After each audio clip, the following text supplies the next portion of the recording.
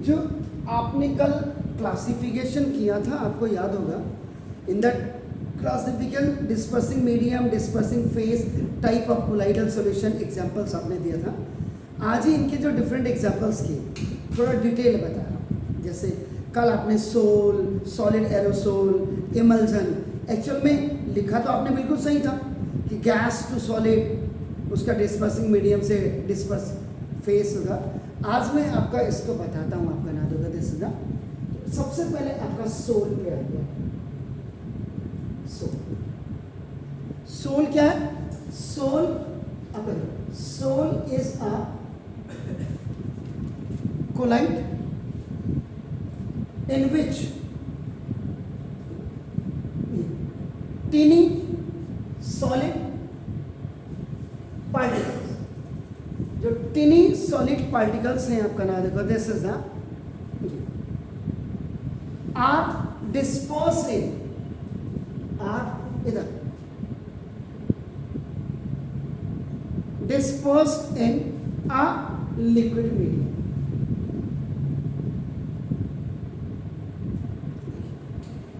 अगर आप सोल वाले को जरा कल देखिएगा तो डिस्पर्सिंग मीडियम क्या था? लिक्विड था, और डिस्पर्सिंग आपका फेस क्या था? सॉलिड था। ये जो है आपका नाम, this is the disperse phase, और ये डिस्पर्सिंग मीडियम है। पहले तो बच्चे को ये क्लियर होना चाहिए। ये चीज हो गया आपका। और sol is a colloid, sol is a colloid आपका देख लीजिएगा, इन विच आपका नाम टीनी या tiny solid particles are dispersed in liquid medium. आपका कल वाले से आप उसमें कर सकते हैं। इसके जो एग्जांपल्स आप सोल के देंगे वो आपका इंक हो गया, आपका देखो ना वो दिस सोप सॉल्यूशन हो गया। कल बहुत कम थे, आज आपका देखो ज़्यादा हो जाएंगे। आपका देखो ना दिस इंक, स्टार्च सॉल्यूशन आपका हो गया ना देखो दिस, एंड इसमें मोस्ट पेंट्स जितने होते हैं वो सब इसमें आ जाते हैं। तो सोल के बारे में अगर somebody will ask you that, आपका ना दूसरा आपका देखो सॉलिड सोल क्या होता है। कल अगर आप फिर चेक करें तो सॉलिड सोल में आपका क्या था?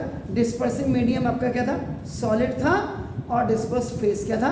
वो भी आपका सॉलिड ही था। आपका नाम होगा।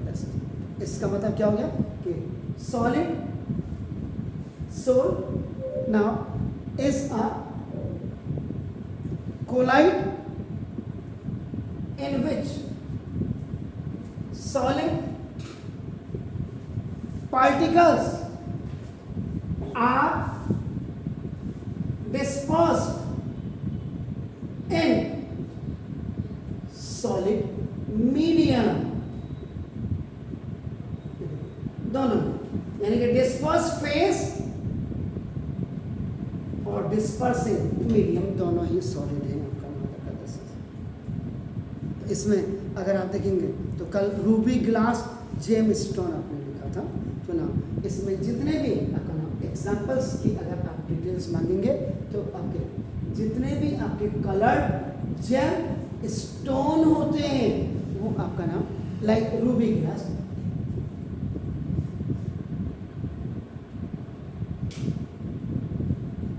जेम स्टोन में जैसे ये आ गया मेरे, देखो ये पुखराज है, येलो सफायर, ये देखो आपका ये नीलम है, this is the blue sapphire. तो ये जेम स्टोन्स में आपका, और रूबी भी आपका एक होता है इसमें। इसके बाद आपका थर्ड होता है एरोसोल। एरोसोल आप कल एरोसोल को जरा देखिएगा, आपने क्या कहा था? डिस्पर्सिंग मीडियम आपका क्या था? उसमें गैस, एंड डिस्पर्स फेस आपका क्या था? आपका नाम दैट वाज क्लियर। तो इसका मतलब अब आपका जो इसका मतलब and aerosol is the colloid in which, इसमें दो चीजें होती, सॉलिड और लिक्विड, ये दोनों हो सकती है। यानी कि सॉलिड और liquid is dispersed in gas. ये गैस इंक्लूडिंग, और याद रखिएगा इसमें कभी कभी इंक्लूडिंग एयर भी आपकी आ जाती है गैस।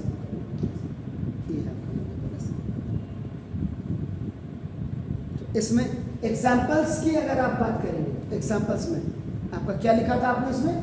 स्मोक, दिस विच आपका क्या होता है? इट्स सूट इन एयर, खाली धुआं, which is suit in air, खाली धुआं है, याद रखिएगा। दूसरा आपका इसमें जो एग्जांपल आप दे सकते हैं, आपका नाम ऑटोमोबाइल, आपका एग्जॉस्ट। ऑटोमोबाइल एग्जॉस्ट क्या होता है?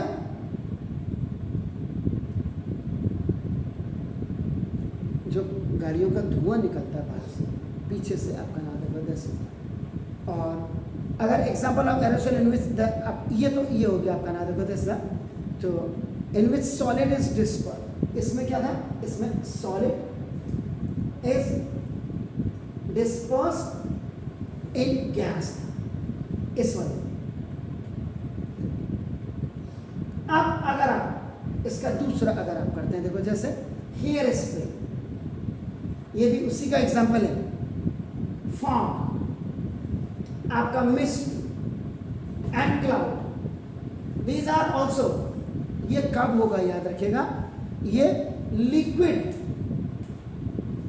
Is dispersed in gas. इसीलिए क्या लिखा? An aerosol is a colloid in which solid जब गैस के साथ हो, तो स्मोक और ऑटोमोबाइल होगा। जब लिक्विड आपका गैस के साथ होगा तो hair spray, fog, mist and cloud वाला आपका। तो एरोसोल दो प्रकार के होंगे, solid to gas and liquid to gas होगा। इसके बाद फोर्थ वाले में इमल्सन, दिस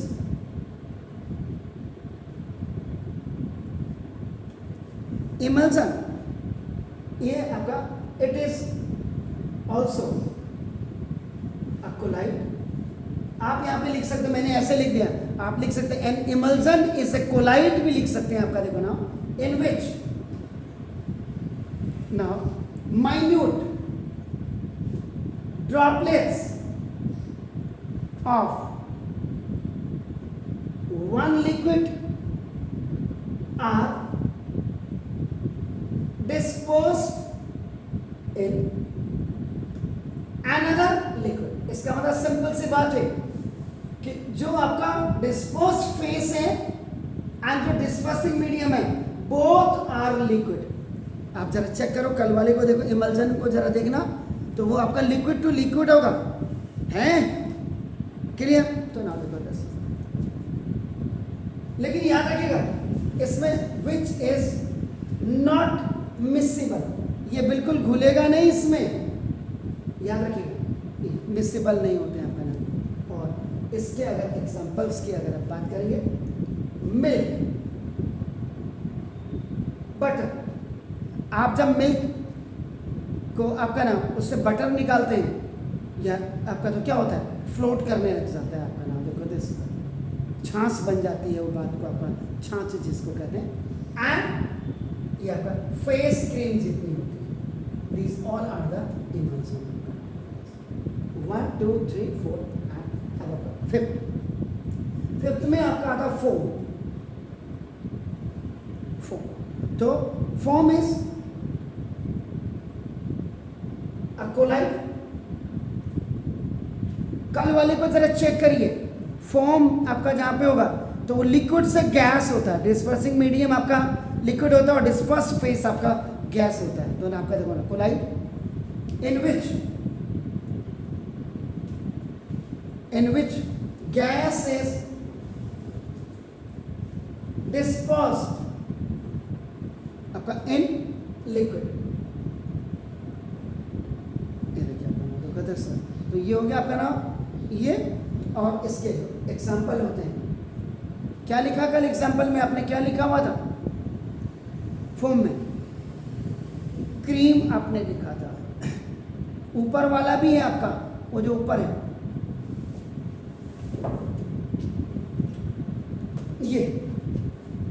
ये भी this is also an example of the foam का ही एग्जाम्पल है, ये याद रखिए। तो इसीलिए ये जो फायर एक्सटिंग्विशर है, फायर दिस एक्सटिंग्विशर, तो फायर एक्सटिंग्विशर हो गया आपका नाम, ये फोम है दिस। उसके बाद आपका नाम सोप बबल,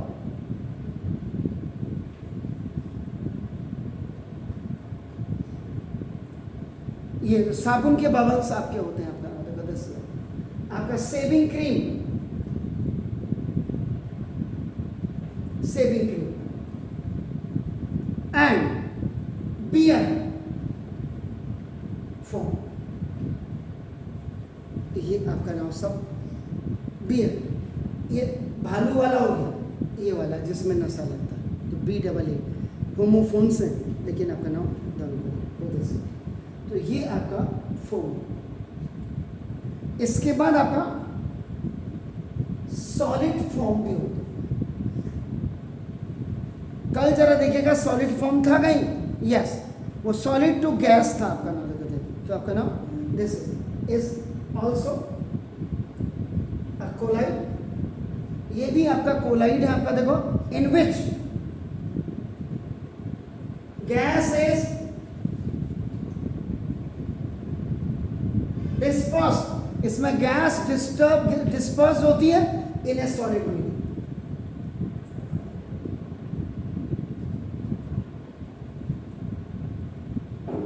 और इसके एग्जांपल की अगर आप बात करेंगे तो क्या था, कल आपको जो आपने लिखा था क्या था उसमें सॉलिड फॉर्म में, रबर और स्टोन था आपका, इज इट क्लियर? तो जो इंसुलेटिंग फॉर्म होती है, ये इसके एग्जांपल हो गया ना, जो फॉर्म रबर होती है, और स्पंज जिसको कहते हैं स्पॉन्ज, ये स्पॉन्ज भी आपका नाम देगा, ये भी इसके एग्जांपल। और स्टोन तो आपने लिखा हुआ था, स्टोन भी था, हाँ स्टोन है, चेक करो स्टोन होगा, ओके है। इसके बाद gel, it is also colloid. आजकल बच्चे बालों में जो लगाते हैं आपका नाम बताते, एक्चुअल में ये आपका कोलाइड की जगह में अगर आप इसको ऐसे लिख दें सेमी सॉलिड कोलाइड तो ज्यादा अच्छा होगा। It is also a semi solid colloid लिखना चाहिए, in which there is a continuous network of solid particles dispersed in liquid। और इसके जो एग्जाम्पल होगा इसमें शायद आप जरा चेक करिए, जेलीज आपने लिखा था, जेल, जेल देखो सॉलिड टू लिक्विड होगा, इसमें चीज होगा, बटर होगा, ओपल होगा, शू पॉलिश होगा, ये आपने सब लिखा, और जेलेटाइन आपका नाम जैसे। इनके एग्जांपल आज का ये हो गया। तो ये different examples of colloidal solutions में आपका नाम इनके क्लासिफिकेशंस के साथ प्लीज डू इट।